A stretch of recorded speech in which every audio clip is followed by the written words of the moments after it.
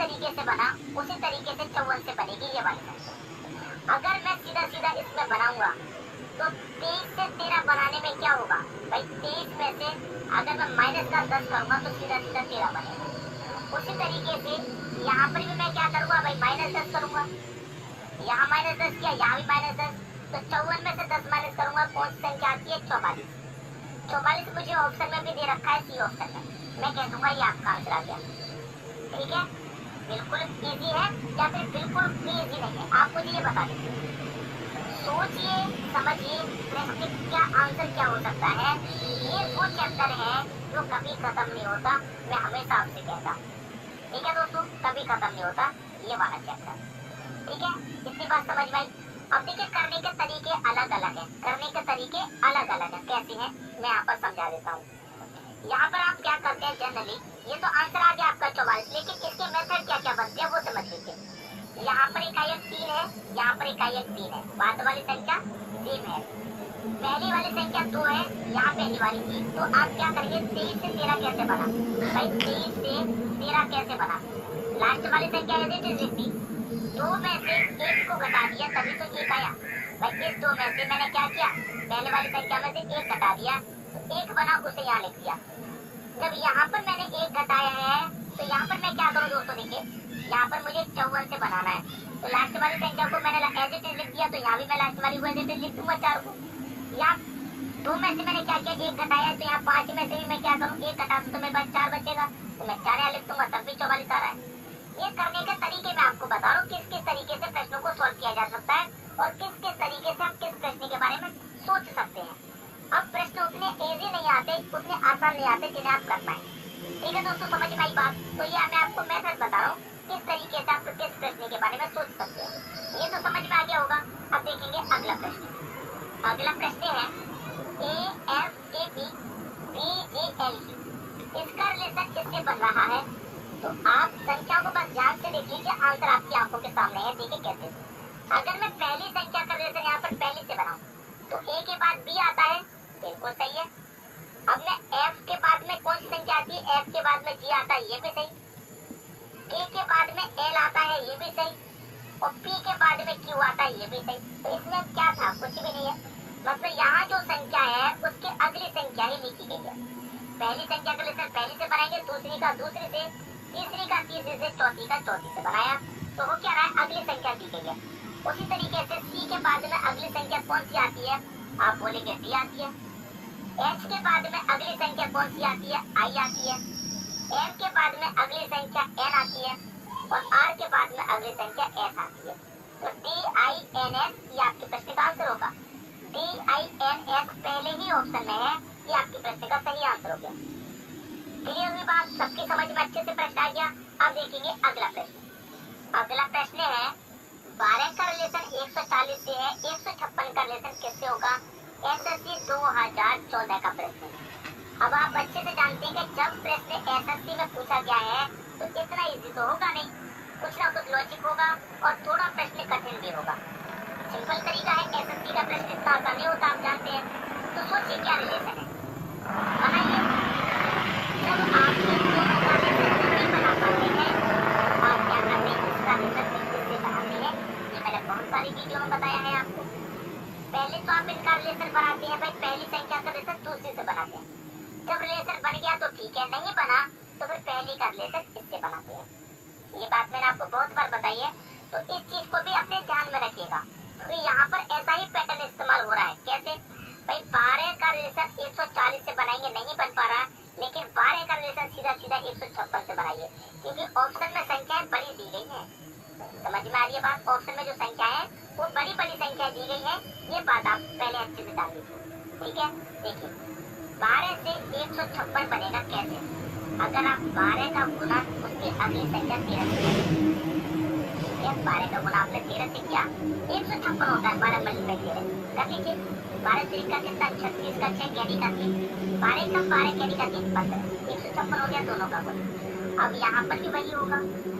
ठीक है भाई, पहली संख्या मेरी 12 थी, 12 का गुना मैंने 13 से किया, यहाँ पहली संख्या मेरी 140 है और उसका गुना मैंने यहाँ 13 से किया है, तो यहाँ पे गुना भाई 13 से ही करूंगा। कर लीजिए, ये 0 तो लास्ट में आ जाएगा। 13 चौका 52 का 13, 13 और 5 कितना 18, 1820 आया है दोनों का गुना। तो 1820 आपको पहले ऑप्शन में दे रखा है, ये हो गया आपके प्रश्न का सही आंसर। भाई 12 का गुना यहाँ 13 में किया तो 140 का गुना यहाँ भी 13 में ही करेंगे, सिंपल आंसर आ गया। और प्रश्न भी अच्छे समझ में आ गया होगा। अब देखेंगे अगला प्रश्न। अगला प्रश्न है ए बी सी डी और ई 5 पुस्तक है, ठीक है, ए बी सी डी 5 पुस्तक है।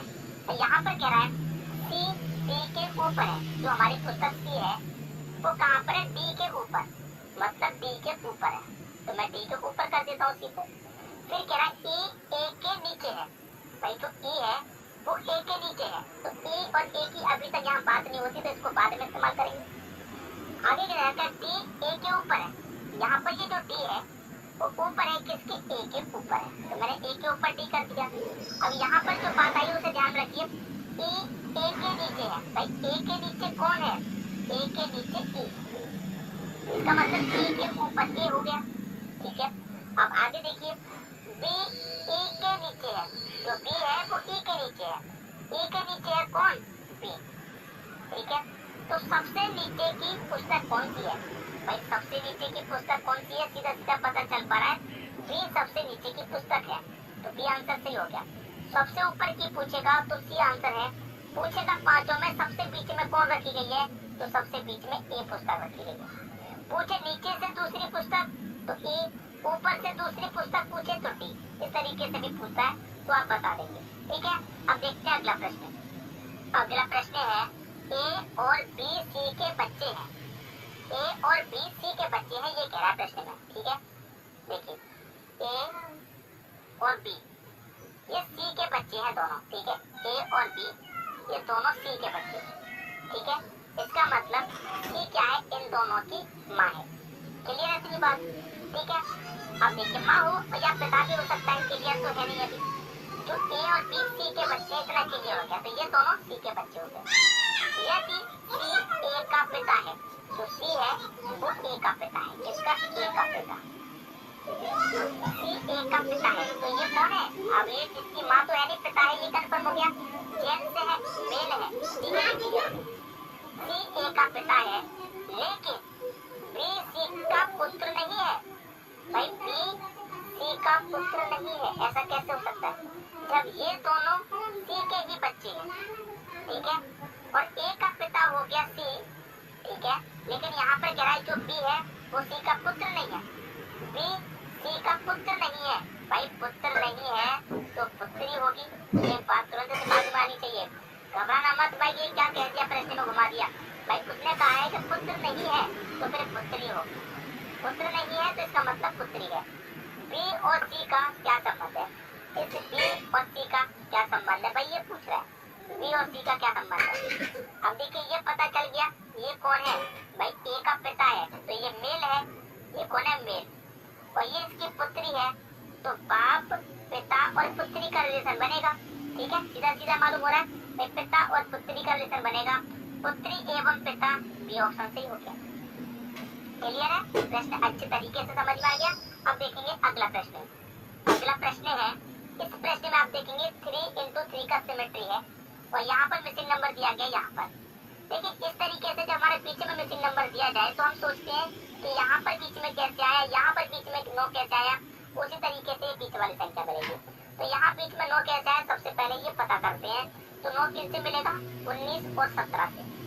अगर मैं 19 और इस 17 को जोड़ दूं, 19 और 17 को जब हम जोड़ेंगे तो कितना मिलेगा भाई हमको मिलेगा 36, भाई जोड़ लीजिए सीधा सीधा, 9 और 7, भाई 9 और 7 16 का 6 कैरी का 1, 1 और 1 2 कैरी का 3 हो गया, 36 मिला।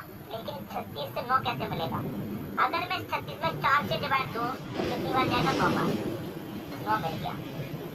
पहली संख्या तीसरी को मैंने जोड़ के 4 से डिवाइड किया, यहाँ भी पहली संख्या तीसरी को मैं जोड़ूं 23 और 25 कितना होगा, 48, यहाँ 4 से डिवाइड किया तो मैं यहाँ भी 4 से करूँ, 4 एकम 4, 4 दूनी 8, 12 12 में जाएगा, बीच में 12 की जाएगा। वही यहाँ पर करूँ, पहली और तीसरी को जोड़ूं 13 और 31 को जोड़ूंगा, कितना हो जाएगा, 44, यहाँ 4 से डिवाइड किया, यहाँ 4 से किया तो यहाँ भी 4 से करेंगे, कितनी बार में जाएगा, सीधा सीधा मालूम हो रहा है 11 बार में, तो क्वेश्चन मार्क की जगह क्या जाएगा, 11। 11 दे रखा है बी ऑप्शन में, ये आपके प्रश्न का आंसर हो जाएगा। तो इजी प्रश्न था, इतना कठिन नहीं था। कठिन तब तक था जब तक आपको नहीं पता था इसका सॉल्यूशन। अब पता चल गया तो अब तो कठिन बिल्कुल भी नहीं लगेगा। ठीक है, अब देखते हैं अगला प्रश्न। अगला प्रश्न है, ये प्रश्न दोस्तों आपका 3:4 का सिमेट्री है, क्वेश्चन मार्क दिया गया है यहाँ पर। अब देखिए हमको इसमें एक हिंट मिल रहा है, क्या यहाँ पर 37 है, यहाँ पर 23 है। मतलब ऐसे हम नीचे की तरफ आएंगे तो नीचे यहाँ बड़ी संख्या है, ऐसे नीचे आएंगे तो नीचे बड़ी संख्या है। तो इसका हमें हिंट मिलता है कि जिधर हमारी बड़ी संख्या होती है उस तरफ हम प्रश्न को पहले सॉल्व करें। तो नीचे की तरफ बड़ी आ रही है संख्या, तो पहले प्रश्न को नीचे की तरफ सॉल्व करेंगे। तो ये 37 आपको 6, 7, 5 से बनाना है। 6, 7, 5 से 37 कैसे बन सकता है, ये देखिए 6 और 7, अगर मैं 6 और 7 का मल्टीप्लाई कर दूं तो 6 7 42, 42 होता, 42 में से मैंने 5 घटा दिया तो 37, सीधा सीधा। तो 6 7 कितना हो गया दोस्तों, 42, 42 में से घटा दीजिए 5, 37 बचेगा। उसी तरीके से इन दोनों का मल्टीप्लाई करिए, 5 6 के 30, 30 में से यहाँ 7 घटाएंगे तो 23 होता है, और यहाँ पर 23 दे रखा है। उसी तरीके से यहाँ मल्टीप्लाई करो, 5 2 के 20, यहाँ 6 दे रखा है तो 6 घटाएंगे, 20 में 6 जाएगा 14 आपका आंसर। 14 कहाँ दे रखा है दोस्तों, आप कहेंगे 14 हमारा पहले ही ऑप्शन में है, तो पहला ऑप्शन हो गया सही आंसर। तो अच्छे प्रश्न